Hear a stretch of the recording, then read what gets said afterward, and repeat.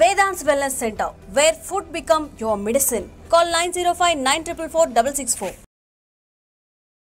Okay, ఇప్పుడు ఎలానో ఉగాది వస్తుంది కొత్త. ఈ ఇయర్ రాశి ఫలాలు ఎలా ఉండబోతున్నాయి ఏంటి చెప్తారు? ఈ సంవత్సరము వచ్చేటువంటి సంవత్సరం పేరు యాక్చువల్గా మనకు యుగాది అనేది రూపాంతరంగా మారి ఉగాది అయింది. యాక్చువల్గా యుగాది అది ఉగాదిగా మారింది. ఈ సంవత్సరము పేరు శ్రీ విశ్వ వసునామ సంవత్సరము. ఈ సంవత్సరానికి అధిపతి రవి అంటే సూర్యుడు. సో ఈ సంవత్సరము ఎలా ఉండబోతుంది ఓవరాల్ సంవత్సరము అంటే, రవి అంటే రాజు, రాజకీయాలు, పబ్లిసిటీ, ఈ మూడు రవి కమాండ్ చేస్తాడు. అంటే ఈ సంవత్సరము బాగా బాగా బాగా ఎఫెక్ట్ అయ్యేటువంటి వాళ్ళలో రాజకీయ నాయకులు నెంబర్ 1 పొజిషన్లో ఉన్నారు. దేశాలు ఉన్నాయి అంటే దేశాల మధ్యన, రాష్ట్రాల మధ్యన యుద్ధ వాతావరణము, రాజుల మధ్యన వైరము, రాజులకు ప్రాణగండము, రాజులకు కారాగార వాసము, ప్రకృతి వైపరీత్యాలు, మరీ ముఖ్యంగా అగ్ని ప్రమాదాలు, విమాన ప్రమాదాలు, పడవ ప్రమాదాలు, రైలు ప్రమాదాలు, సో అనుకోని ప్రదేశాలలో అగ్ని ప్రమాదాలు, అలాగే సునామీ హెచ్చరికలు, అలాగే నగరాల్లో విపరీతమైన వర్షపాతము, అండ్ మరీ ముఖ్యంగా ఈ సంవత్సరం విడాకుల సంఖ్య చాలా ఎక్కువ. అలాగే వీటిలో పాజిటివ్ తీసుకుంటే ఆడవారికి విపరీతమైన రాజయోగము, అంటే ప్రాముఖ్యత అనేది ఈ సంవత్సరం ఆడవారికి పెరుగుతుంది. అలాగే 25 సంవత్సరాల నుండి 35 సంవత్సరాల యువతలో ఎక్కువగా కార్డియాక్ అరెస్ట్లు అంటే చనిపోవడము, అలాగే కన్ను లేదా చర్మానికి హార్ట్, లివరు సంబంధించినటువంటి ఏదైనా ఒక వైరస్ బాధించే అవకాశము. సో ఇవన్నీ కూడా ఈ సంవత్సరం ఉన్నాయి. దీనికి కారణం షష్టగ్రహ కూటమి అని మీనరాశిలో ఏర్పడుతోంది. సో షష్టగ్రహ కూటమి 2019 డిసెంబర్లో ఏర్పడ్డప్పుడు మనకు కరోనా వచ్చింది.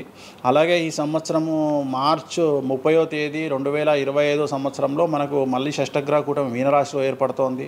సో దీనివల్ల సుమారు మేషరాశి, సింహరాశి, తులారాశి, ధనుస్సు రాశి, మీనరాశి వాళ్ళు చాలా చాలా సమస్యల బారిన పడేటువంటి అవకాశాలు ఉన్నాయి. ఇది ఓవరాల్ సంవత్సర ఫలితము. సో నెక్స్ట్ వచ్చే రాశి కర్కాటక రాశి. సో కర్కాటక రాశి వారికి సంబంధించి 100కు 90% అనుకూలమైనటువంటి ఫలితాలు ఉన్నాయి. 10% సమస్య ఏమిటి అంటే, మే 9, 2025 నాడు గురువు వ్యయంలోకి వస్తూ ఉన్నాడు. మిథున రాశి ప్రవేశం అనేటువంటిది గురువు వ్యయంలోకి వస్తూ ఉన్నాడు. అది ఒక్కటే ఒక సమస్య కనిపిస్తూ ఉంది. సో 90% చాలా అనుకూలంగా ఉండబోతూ ఉంది. అష్టమ శని వెళ్ళిపోతుంది. 9వ ఇంట్లోకి శని భాగ్యస్థానంలోకి వస్తున్నాడు. సో అనుకూలమైనటువంటి ఫలితాలు ఉన్నప్పటికీ ఎవరైతే కర్కాటక రాశి జాతకులు 60 సంవత్సరాలు దాటి ఉంటారో వాళ్లకు సమస్యలు అనేటువంటివి, ఆరోగ్యపరమైన ఇబ్బందులు అనేటువంటివి కనిపిస్తున్నాయి. అలాగే తొందరపాటు నడక వల్ల, అంటే మెట్లు ఎక్కేటప్పుడు, దిగేటప్పుడు, నీరు ఉన్న దగ్గర నడిచేటప్పుడు జాగ్రత్తలు తీసుకోండి. ఎందుకంటే గురువు వ్యయం వల్ల కింద పడి కాళ్ళు చేతులు విరగొట్టుకునే అవకాశం ఉంది కర్కాటక రాశి వారికి. మరి రెమెడీ ఏమిటి అంటే, ప్రతి గురువారం నాడు లెమన్ ఎల్లో షర్ట్ ధరించడం మగవాళ్ళైతే, ఆడవాళ్ళైతే లెమన్ ఎల్లో డ్రెస్సును ధరించడం వల్ల కర్కాటక రాశి వారు సమస్యల నుండి బయటపడతారు. నెక్స్ట్ సింహరాశి.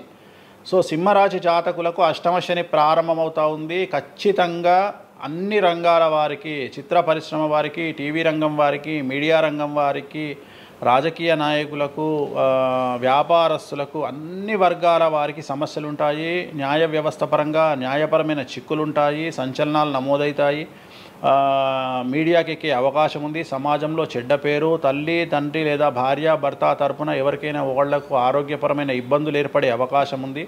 కాబట్టి ఖచ్చితంగా ధన నష్టం ఏర్పడుతుంది. అప్పులు చేయాల్సినటువంటి పరిస్థితి గోచరిస్తూ ఉంది సింహరాశి వారికి. మరి రెమెడీ ఏమిటి అంటే, తిరునల్లార్ శనీశ్వర ఆలయంలో ప్రత్యేకమైన శని పూజ నిర్వహించుకోవడం ద్వారా సమస్యల నుండి బయటపడేటువంటి అవకాశాలు కనిపిస్తూ ఉన్నాయి. సో నెక్స్ట్ వచ్చిన రాశి కన్యారాశి. సో కన్యారాశి వారికి 6వ ఇంట్లో నుండి శని వెళ్ళిపోతూ ఉన్నాడు. ప్రజెంట్ శని 7వ స్థానంలోకి వస్తూ ఉన్నాడు.